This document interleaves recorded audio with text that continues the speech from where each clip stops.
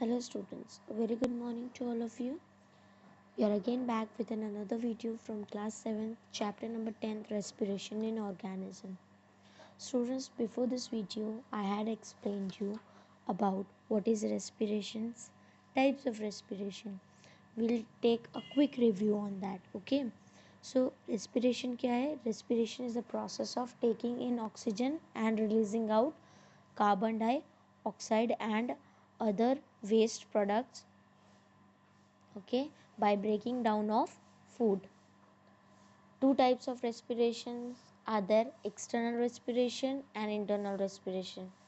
Then I had explained you about aerobic respiration and anaerobic respiration. Aerobic respiration that taken place in the presence of oxygen, and anaerobic respiration जो oxygen की absence में होता है. Okay, ऐसे organism जो aerobic respiration करते हैं उनको हम एरोब्स बोलते हैं, और ऐसे ऑर्गेनिज्म जो एनाएरोबिक रेस्पिरेशन करते हैं उनको हम एनएरोब्स बोलते हैं. Okay, now we are going to learn about the anaerobic respiration in humans or anaerobic respiration in muscles. Okay, our muscle cell can also respire anaerobically. अगर मैं हम लोग देखा जाए तो हमारी जो मसल की सेल्स हैं वो भी रेस्पिरेशन करते हैं anaerobically, but only for a short period of time. During heavy exercise, बहुत ज़्यादा एक्सरसाइज आप कर लेते हो, फास्ट रनिंग करते हो, साइकिलिंग करते हो, वॉकिंग करते हो, और या फिर हैवी वेट की लिफ्टिंग करते हो, ठीक है, जहाँ पर एनर्जी की बहुत ज़्यादा डिमांड रहती है, मीन्स एनर्जी डिमांड हाई रहती है, ठीक है, but supply of oxygen is produce in the limited amount. लेकिन जो सप्लाई ऑफ ऑक्सीजन रहता है वो कम रहता है, ठीक है. अगर मैं दूसरे वर्ड्स में बोले हम लोग तो during a heavy physical activity, बहुत ज़्यादा फिजिकल एक्टिविटी होती है जहाँ पे एनर्जी की डिमांड ज़्यादा होती है लेकिन सप्लाई ऑफ ऑक्सीजन कम रहता है, उसको हम बोलते हैं anaerobic respiration in muscles. Okay, now to fulfil the demand of extra energy. अब ये एक्स्ट्रा एनर्जी की डिमांड तो है लेकिन एक्स्ट्रा एनर्जी कहाँ से आएगी? तो एनएरोबिक रेस्पिरेशन होता है, हमारी मसल सेल्स करते हैं.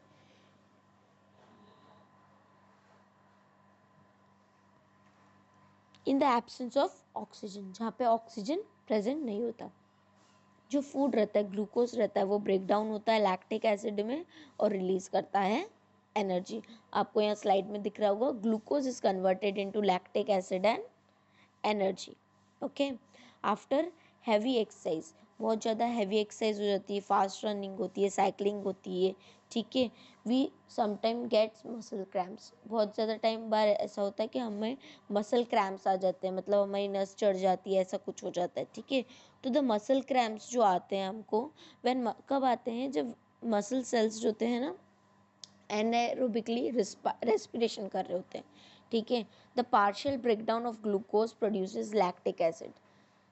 The accumulation of lactic acid in the muscle cells causes muscle cramps. अब देखो, ग्लूकोज जो है वो लैक्टिक एसिड में कन्वर्ट हो रहा है क्योंकि एनर्जी हमको चाहिए, लेकिन लैक्टिक एसिड का तो अमाउंट बढ़ते जा रहा है, और बहुत ज़्यादा लैक्टिक एसिड अगर हमारी बॉडी में आता है तो उसकी वजह से मसल क्रैम्प्स होते हैं.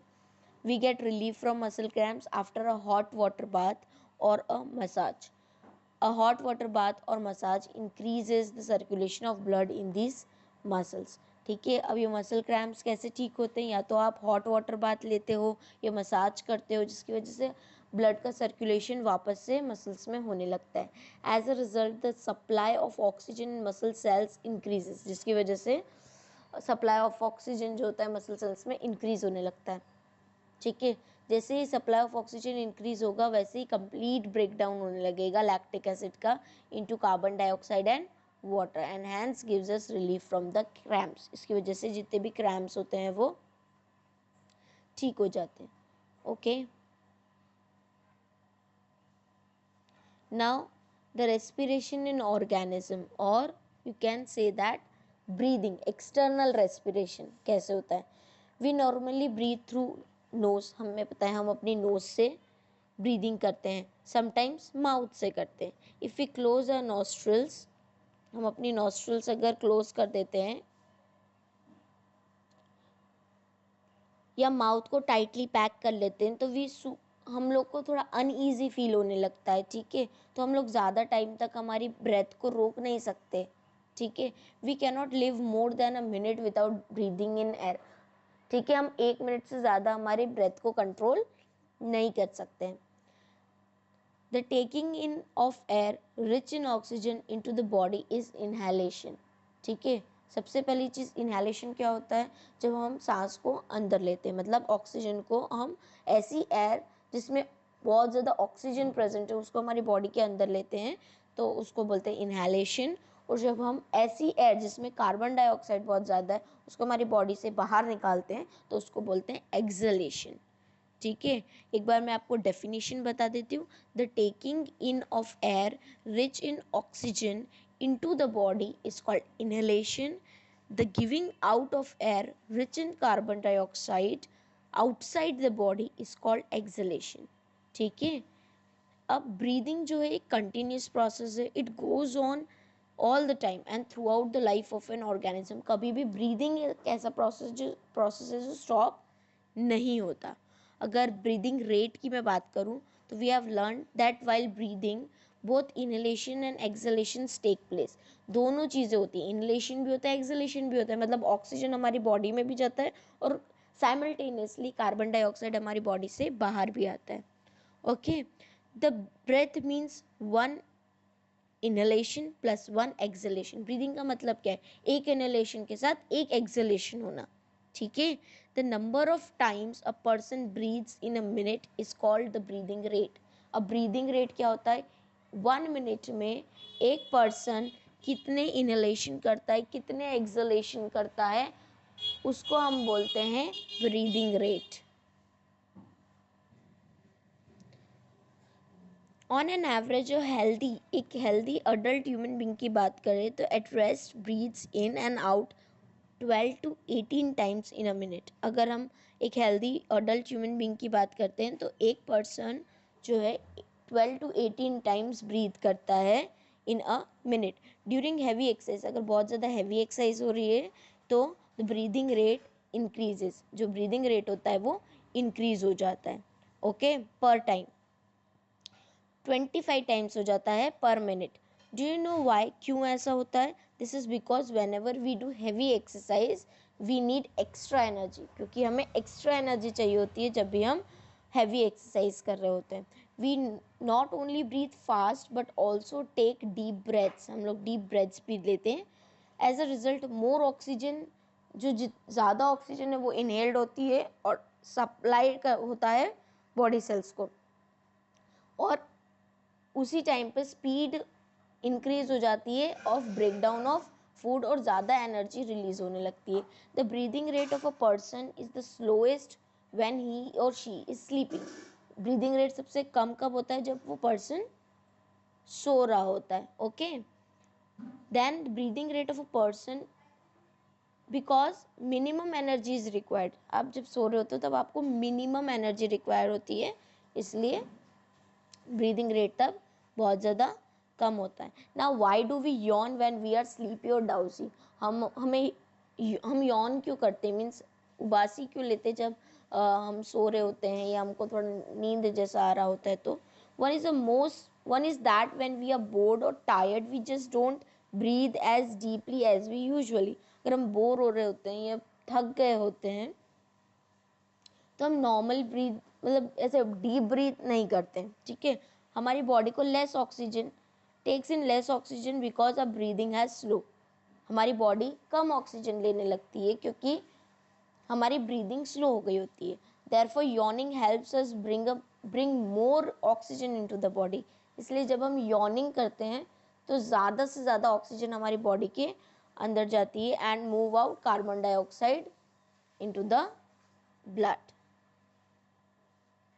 Now how do we breathe, हम कैसे ब्रीथ करते हैं? Human respiratory system consist of, कुछ ऑर्गन्स होते हैं ह्यूमन रेस्पिरेटरी सिस्टम में, जैसे नोज हुआ, नॉस्ट्रल्स हुआ, नेसल कैविटी हुआ, ट्रैकिया हुआ, lungs, bronchi, bronchioles and alveoli. ये रेस्पिरेटरी सिस्टम के पार्ट्स है बेटा, ठीक है।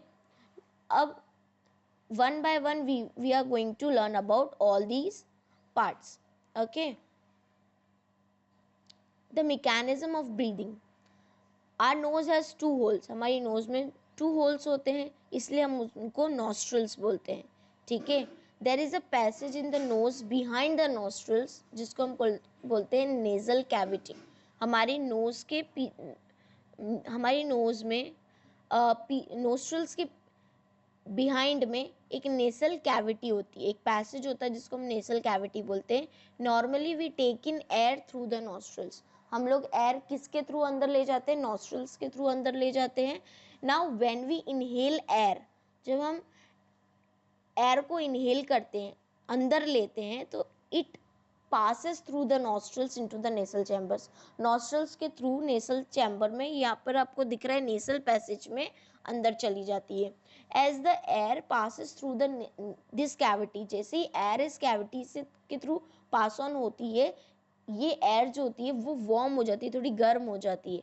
ठीक है, it also gets moist by the mucus secreted by the membrane lining of the nasal cavity. ये जो नेसल कैविटी दिख रही है आपको स्टूडेंट्स, इसमें म्यूकस होता है. ठीक है, म्यूकस भरा हुआ होता है जिसके थ्रू उसको एयर को मॉइस्चर मिलता है. ठीक है, तो जितना भी डस्ट होता है या अदर पार्टिकल्स होते हैं जो एयर में प्रेजेंट होते हैं, वो यहीं पर ट्रैप हो जाते हैं. और इनको ट्रैप कौन करता है? म्यूकस ट्रैप कर लेता है. और जितने भी हेयर होते हैं आपकी नोज के अंदर, वो जितने भी डस्ट पार्टिकल्स या अदर पार्टिकल्स है उनको वहीं की वहीं रोक लेते हैं, ट्रैप कर लेते हैं. Okay, now from the nasal cavity, अब नेसल कैविटी से क्या होगा? जितनी भी क्लीन है, मॉइस्ट है, वार्म एयर है, वो पास ऑन होगी कहाँ पर? ट्रैकिया में. यहाँ पे आपको दिख रहा है trachea. It will pass into the trachea. Trachea यानी विंड पाइप में ट्रांसफर हो जाएगी.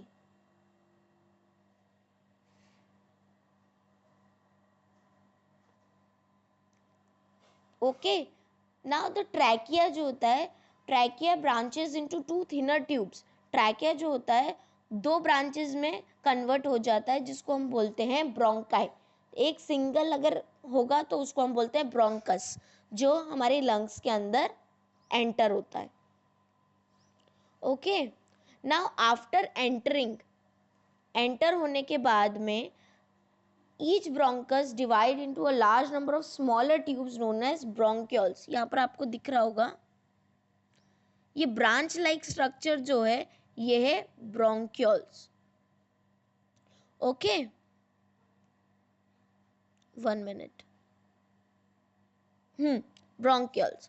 द ब्रोंक्यूल्स जो होता है उनके पास एक टाइनी सैक लाइक स्ट्रक्चर होता है जिसको हम बोलते हैं एल्वियोलॉय. ठीक है, each lung contains millions of alveoli. हर एक लंग्स के पास मिलियंस ऑफ एल्वियोलॉय प्रेजेंट होते हैं.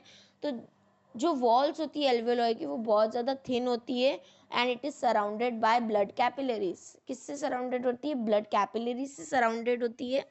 Then the air from the trachea through the bronchi and bronchioles finally enters the alveoli. मतलब एयर कहाँ से आ रही है? देखो, एक सिस्टम है पूरा. नॉस्ट्रल से नेसल चैम्बर में, नेसल चैम्बर से ट्रैकिया में, ट्रैकिया से ब्रोंक्यूल्स में, ब्रोंक्यूल्स से it will get into the एल्वियोलॉय.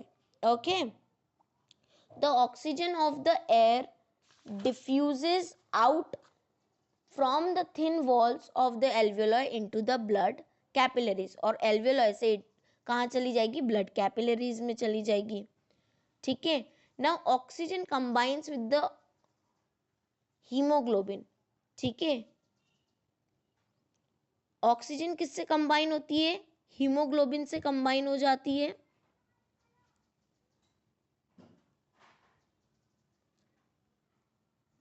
And forms oxyhaemoglobin. और ऑक्सीहीमोग्लोबिन फॉर्म कर लेती है.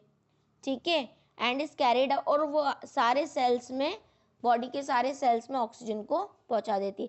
सिमिलरली कार्बन डाइऑक्साइड जो होती है वो प्रोड्यूस होती है by the breakdown of food during internal respiration, जो हमारे ब्लड में एंटर होती है.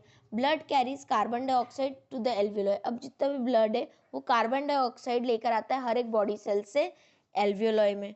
ठीक है, from the lungs carbon dioxide is removed along with the air we breathe out. फिर lungs में ये जो कार्बन डाइऑक्साइड है वो रिमूव होता है और एयर के थ्रू हमारी बॉडी से बाहर चले जाता है. In the way exchange of gases takes place in the alveoli. इसी तरह एल्वियोलाई में एक्सचेंज ऑफ गैसेस होती है. Okay students, I hope you well understood by this video. आगे की वीडियोस में how air enters into the lungs that we are going to learn. Okay, by that time keep learning, and if any doubt is there you can write in the comment section.